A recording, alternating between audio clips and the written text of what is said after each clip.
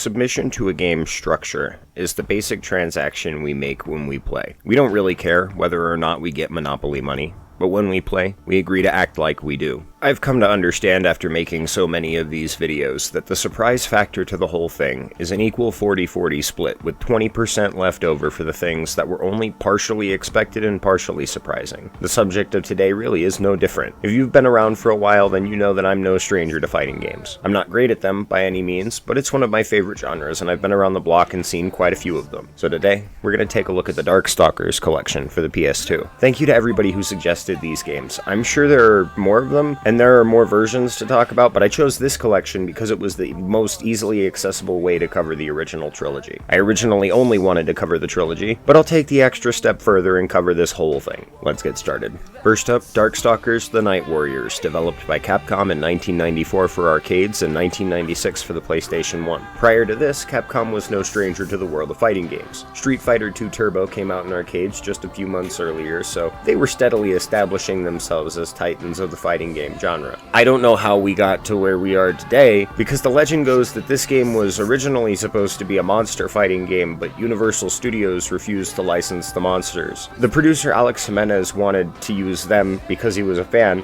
but instead they decided, fuck it, we'll do it ourselves. The rest is history. Darkstalkers was developed by a small team of just 30 people, and among them was the game planner Junichi Ono. I didn't talk about it at the time, but I've already played a few games that Ono-san worked on. A few years after Darkstalkers, he would go on to be a planner for Street Fighter EX and EX Plus, and eventually he became the director for EX Plus Alpha and EX2. I need to revisit that series because I've spent a hell of a lot more time with it since my video way back, and my opinions have changed dramatically. I'm not walking in expecting any of these games to be masterpieces or anything, but I am confident they won't suck. The arcade ladder here is as standard as they come. If you've ever played any tournament fighter, then you already know exactly how this works. Pick a character from the available roster of characters, fight your way through a series of other fighters from the roster, cap it all off with one final really hard fight. The roster of characters isn't the most massive I've ever seen, but it isn't too small either. It's a good size for being the first game in the series. In the way of gameplay, Darkstalkers is damn near identical to Street Fighter. You've got a light, medium, and heavy punch and a parallel set of kicks. You've got multi-direction special moves, rotational special moves, regular grabs, command grabs, and there's a super meter so you can perform EX special moves. One very interesting inclusion that stands out away from Street Fighter 2 is double direction dodges. Tapping left or right twice will send you into a forward or backward dash depending on what you press, and it's kind of microscopic innovation in a way. It's the kind of thing that takes a great idea, makes it a little bit better, and it's just enough to make it feel just that little bit different. The one drawback to this game is the weird balancing. It feels more like they were focused on ways to make use of the monster designs for unique move sets, but that focus was so heavy that the balancing between characters suffered a lot. It isn't bad, and this is the first game in the series, so it's a completely forgivable issue. Visually, there's a lot of unique charm here. The girl designs are overtly sexual, so it's probably not the ideal fighting game to give to your family. But putting that aside, the designs of every character combined with their fluid and interesting animation sets are all pretty spectacular. There's a lot of finite detail to each of the characters, and the stages are great to match that. It's all very warm on the eyes, and that's made way better by the fact that there are destructible environment pieces scattered around through all of the maps. It's a complex bowl of eye candy, and it's a little bit ahead of its time. King of Fighters 94 looks pretty good for the exact same time, but it's nowhere near as clean as this is. Finally, the music in this game is just phenomenal. The two composers, Hideki Okugawa and Takayuki Iwai, both have long-running careers as video game musicians, and you can hear the stylistic similarity to their other works here. Okugawa went on to work on games like Resident Evil 5 and Apollo Justice, and you can absolutely hear that. Iwai went on to work on games like Street Fighter Alpha 3, the R-Type Final Series, Project Justice, and a few more. When you put both of their known styles together, you get this really interesting blend of sounds reminiscent of Castlevania, and that couldn't have been more perfect. I normally don't care about fighting game music so much, but this soundtrack is a pleasure to listen to. With all of that out of the way, I'll go ahead and give Darkstalkers a rating of 8 out of 10. It's a damn fun game, and I can see why it spawned such a sizable following of fans. This was the first game in its series, and I can see the room to rebalance and fix some things, but that's minor in the overall picture. I could very easily waste a ton of time playing this game because it's impressively clean and very fun. If the rest of the series is uphill from here, this may well become one of my personal favorites. I recommend checking it out if you've never played it before, and if the imagery doesn't bother you. Truth be told, you probably wouldn't be here right now if the imagery bothered you. So so I'm not even sure why I mentioned that. Next up, Night Warriors, Darkstalkers Revenge, developed by Capcom in 1995 for the arcades and 1996 for the Sega Saturn. Before anything else, I want to point out that this particular release looks like an act of self-sabotage. Imagine you're somebody who had Darkstalkers 1 for the PS1, and you get wind from a magazine like EGM or something that there's a Darkstalkers 2, and you get real excited for that, only to find out that it didn't come out on the PS1. But instead it came out on the Sega Saturn. Just to put things into perspective, the Sega Saturn sold less than 10% of the total number of PS1 consoles sold. If that wasn't self-sabotage, then I've got the head of an Ibis. The size of the development team is a tiny bit bigger this time around, but the majority of the previous team stayed on for this one, so in theory, it should be almost identical to the previous game. My expectations are a little bit higher after having as much fun as I did with the first one, so hopefully I'm not setting myself up for disappointment. The arcade here is the exact same as the last one, and that's perfectly fine. The idea of the arcade ladder is time-tested and proven. The only real difference this time around is the addition of a couple of fighters. Something I didn't mention with the previous game is that in traditional style, every fighter has their own unique motivation, which means they all have their own unique ending. That's not anything new to fighting games, but I have seen quite a few that don't even bother to do that, so seeing the attention to formula is nice. The gameplay is also identical, but there are a couple of minor improvements overall, and a couple of minor changes that I don't really understand. Let's start off with what's good. Foremost, the hitboxes for every fighter have been tightened and refined into something a lot more cohesive. It wasn't until I started playing this one that I realized how bulky the hitboxes were in the previous game. After that, the returning characters have all seen minor rebalancing, which makes the whole thing feel a lot more fair, but there's one undeniable reality to this roster. Morrigan is completely broken. Every fighting game has their one Golden Hammer type character that has the moveset capable of easy demolition of everything. In King of Fighters, it's Terry. In Street Fighter, it's Ken. In Melty Blood, it's Ark. In Darkstalkers, it's Morrigan. She has the best set of fireballs, a Shoryuken, a wild variety of EX special moves, and all of her normals are just so strange. They're insanely difficult to telegraph because of the weirdness of the animation. I honestly thought that the sexualized characters were just there to troll the horny audience. Like, it's not beyond game developers to punish players for making petty decisions like, I'll pick this character for the boobs. But they didn't do that here. The greater part of me is glad that isn't the case, but the lesser part of me wishes it was, because that would be funny. The problem comes in that this all detracts from the difficulty. So this game is absolutely not that hard. You can just kind of breeze through it in a couple of minutes. Visually, again, it's the same thing. There's a new character select screen, there are some minor changes to the sprites, there's a completely new set of character portraits, and the stages are a bit different. But the overall style and cohesion of the artwork is solid. They didn't change anything that was already good. I wish I had more to say about it, but this is a 90s fighting game, so it fits in perfectly in line with how other games from the time period were handled. The soundtrack is the biggest difference this time around. In the previous game, the vibe felt really close to something like Castlevania, and the mix of styles reminded me of completely unrelated Capcom games. Iwai-san and Okugawa-san returned this time as well. But now there's a third composer mixed in with an even greater reputation. Akari Kaida is absolutely legendary, having worked on games like Street Fighter Alpha, Resident Evil 1, Dino Crisis, Mega Man Battle Network, Okami, and a hell of a lot more. More recently, she served as composer on Tekken 8. Needless to say, the style difference shines through tremendously. The entire thing is very reminiscent of the various Mega Man X games. Like, Lord Raptor's stage qualifies as something that could have come directly from the Mega Man X series, and Morrigan's music sounds like a mix of Ace Attorney, Mega Man, and Street Fighter Alpha. It's a blend of things that just works. With all that out of the way, I'll go ahead and give Night Warriors a rating of 9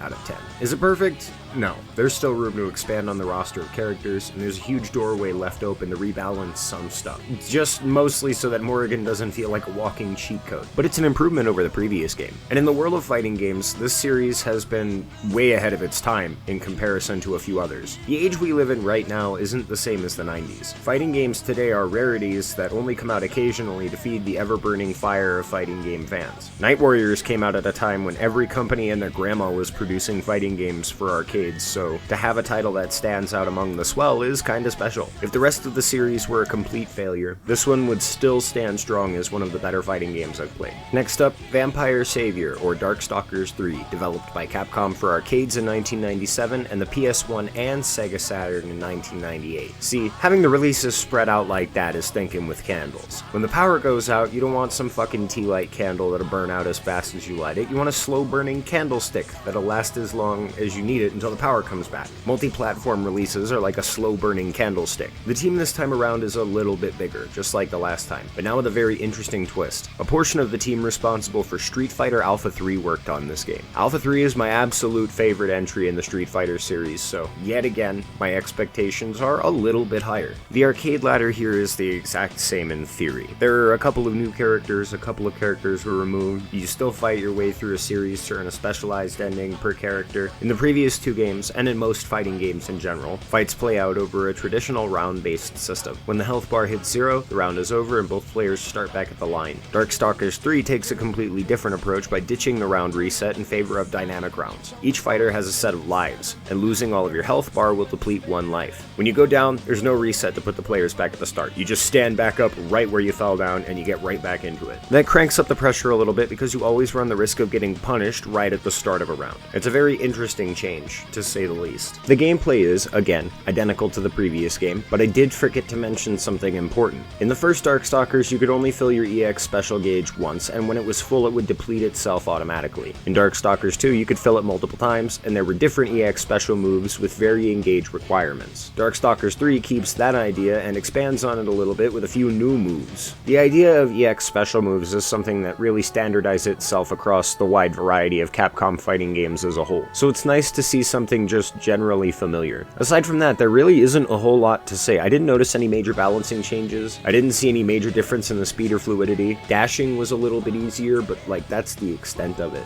so I think I can move on. Visually, it again looks identical to the previous game. There's actually a small noticeable improvement in the detail and designs of the maps, but none of the character sprites really jump out as extremely different. They just have minor changes. With that being said, there is one particular design in this game that stands out above the rest of the series. Clear your mind for a second. Picture Little Red Riding Hood. Now picture Little Red Riding Hood with an Uzi. Yeah, that's the character Boletta, and it's exactly as ridiculous as it sounds. I'm not gonna lie and say that Darkstalkers has the most conceptually original character ideas I've ever seen, but this is something else entirely. The only way I can see this thought forming is if the team put a bunch of grim fable character names into a hat, mixed those around with the names of a bunch of weapons, and then the first name of the character and the first name of the weapon becomes the new character design. And it just so happened to be Little Red Riding Hood with a fucking Uzi. It's just amazing. Finally, the soundtrack this time around is about the same as the previous two, but the composers have been shuffled around again. Iwai-san returns for his third appearance, and the co-composer this time around is Masato Kuda. Kuda-san's career is very interesting. Prior to this, he composed some for Street Fighter Alpha, but later after this game he worked on the soundtracks for Devil May Cry 1 and 2, the original Monster Hunter, Wild Arms 4 and 5 and XF, The Evil Within, and most recently Ghosts and Goblins Resurrection. That is an insanely dynamic sound style. It's pretty amazing that all three of these games so far have managed to maintain equally high quality soundtracks despite not having the same general style all the way around. Normally I wouldn't care, but there's a lingering feeling of nostalgia to hearing some of it, despite not hearing any of it before this. I think it's just because I'm reminiscent of the 90s, a time that I didn't even grow up in. With all of that said, I'll go ahead and give Darkstalkers 3 a rating of 9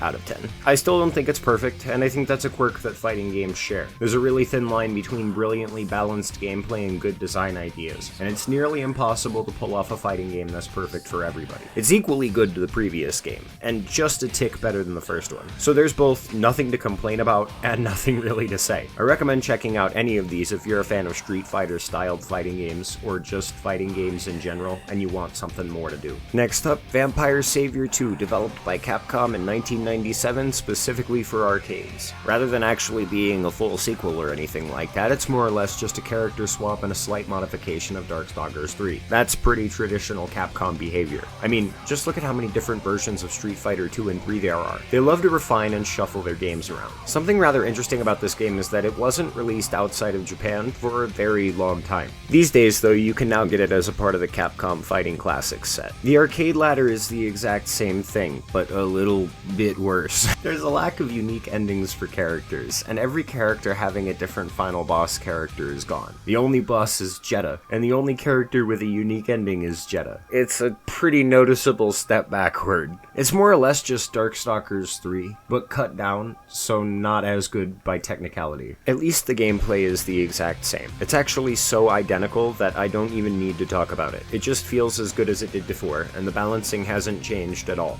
Gameplay is king above all other aspects, so it makes it easy to forgive the shortcomings. Visually, again, it's the same thing with only a few minor changes. If it ain't broke, don't fix it. The soundtrack is a tiny bit different, but the composers are the same, and the style is the same, so there really isn't much to say. By this point, I can confidently say that Darkstalkers 1 and 2 are the most memorable soundtracks out of all of them. At 4 games in, talking about it's starting to get a little bit repetitive. With all that said, I'll go ahead and give Vampire Savior 2 a rating of 8 out of 10. It's just as good to play as it was before, but it fell back instead of moving forward. I mentioned earlier that it's standard practice for Capcom to take their games and shuffle them around a bit. But when they did it with a game like Street Fighter 2, it was still always just called Street Fighter 2. They just added a subtitle like Turbo Edition, Championship Edition, or a prefix like Super Street Fighter 2, The New Challengers. Vampire Savior 2 shouldn't have been called Vampire Savior 2. It's not a sequel. If anything, it's just a remix. Vampire Savior Remix actually isn't a bad name. It probably would have marketed itself. Still, it's worth checking out if you happen to get a hold of it. I wouldn't recommend going out of your way for it or anything, because Darkstalkers 3 is definitely better. But it's just as good if you just want more Darkstalkers or another fighting game. Last up, Vampire Hunter 2, released simultaneously with Vampire Savior 2 in 1997. Much of the background information for this game is identical to before, so we won't dwell on it. The team is the same, it was only released in Japan for a long time, and it was meant for arcades specifically. The one thing I do want to mention here is that this is titled as a sequel to Night Warriors, which is really Darkstalkers 2. So when you look at it like that, this game is also called Darkstalkers 2 2. I thought only the Final Fantasy series did sequels to sequels, but I guess I was wrong. The arcade ladder is the exact same, but just like the last game, most of the unique character stuff is gone. The final boss this time around is Pyron, and only Pyron has a unique ending, so the charm from the first 3 entries just isn't there for the plot. The roster of characters this time around is based on Night Warriors, and that really was the running theme with this particular game. I think the thought process was something like, what if we just remake Night Warriors in the Vampire Savior engine? And that's really perfectly fine. Still, I'm not sure why this is a sequel. It's more or less just another Darkstalkers 3 remix. The gameplay is identical again, but this time around something didn't really feel right. I'm not sure if it was the hitboxes or the enemy AI, but something was just not on point here. It kind of felt like some of the contact cleanliness was missing from before, but it's by such a small amount that it's just barely noticeable. It isn't bad still, all of these games have been great, but this one particularly just feels sort of wonky. Visually, same thing again, it's just Darkstalkers 3 with some character roster changes, so instead of spending more time on that, we'll just move on. The soundtrack this time around is the soundtrack from Night Warriors, so that fits in with the rest of the idea. I really dig this particular soundtrack, so there's no problem with reusing it here. That actually works to its benefit. This is one series where the soundtrack has really been worth listening to. Most of the time I don't care, but here it was a good backdrop for the fighting. It made me want to listen to it. Kudos to all of the composers, it's really good stuff. With all of that out of the way, I'll go ahead and give Vampire Hunter 2 a rating of 7 out of 10. It again felt like sort of a step backward, and I can't shake this feeling that something about the gameplay just didn't feel right. But putting that to the side, it's still a good game. It was also released along with the Capcom Fighting Classics set, so if you happen upon it, then it's definitely worth playing. But it's also definitely not the peak of the series. And at this point, I'm just kind of glad to be done. And now that I'm done with that long hike, I want to spend the next video doing something comfortable. That means it's finally time to talk about Pro Skater 1+2. It's been a while since my last Tony Hawk series video, so this is a bit overdue. I won't spoil what's coming after that, but it's one of your suggestions, and it's one I've had on my mind for a few weeks. So until next time, thank you, and have a nice day.